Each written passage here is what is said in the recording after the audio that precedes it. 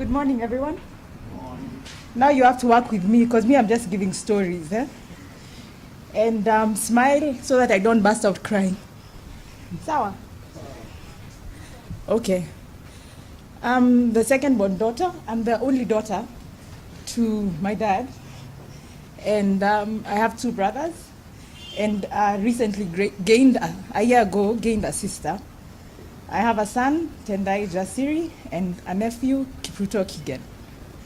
So I'll just talk randomly about him. He was strict. We had to do well in school, come rain or shine. But yet, he insisted on balance. He encouraged us to read a lot, borrow books from the library, which incidentally is at the United Kenya Club, which is just opposite here. He encouraged us to play a sport and just do something we enjoyed. But was also very strict on things like TV time. We would only have maybe 1 or 2 hours of TV, which we had to plan for. We had fun times in childhood and hung out with a lot of families like Uncle Gilbert here, Uncle Birgen, the Malaquens who are all here today. From a long time, my friends always knew how strict my dad was. And I remember we coined the term Papa Smurf, which we used to call him. But we never got to tell him that.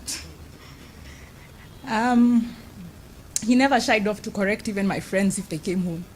I remember once a friend came with unkempt hair, and he's like, "Young man, you cannot enter this house with unkempt hair. Always comb your hair before you go out." One day, my elder brother, Flagat Leting, came home with an ear piercing. Back in the day. And when my dad saw him, he looked at him, he studied, and all of us were waiting, wondering, okay, tutaona leo. And he's like, "Young man, I will ostracize you from this house." And we're all reaching out, left, going to wonder, what is this? What does this word mean?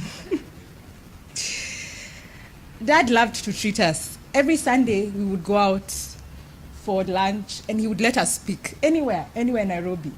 And we would have a good time, and, he would spoil us. Whenever we would go on overseas trips, he always brought us gifts, whatever we requested, of course, except clothes. But everything else, watches, music, anything we requested. I remember he tried to instill the discipline of saving. When I started working, he opened a unit trust for me and said, "This begins your journey as an adult." He loved books. And one of the questions he always asked, "What book are you reading?" And always encouraged. And I think many people here have received books from him because that was a favorite gift that he loved to give everyone. I even have colleagues at work who tell me, "Oh, your dad came for my wedding, he gave me a book. Oh, he came for this function, he gave me a book." He loved books. And always encouraged us to keep pursuing the studies and keep going, and encouraging us to shine. At the same time, he also encouraged us to live a very healthy lifestyle. I remember on my birthday, which happened to be in May, he called me when we were talking, when he was in the hospital. And he's like, now you've reached that age. You need to go for a checkup every year. So don't guess my age yet. But he lived a very healthy lifestyle. He ate well, he exercised, and just was a man of moderation. Everything was moderate to him. Nothing over the top, and just encouraged moderation. I know even when I got my son, every birthday on the 24th of March, he would always send a token and tell me, "Put it in his account."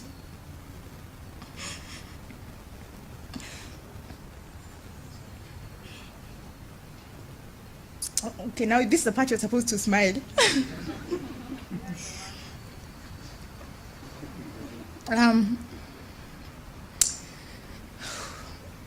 I will miss him. I will miss the way he began the conversations all the time. How is the world of energy?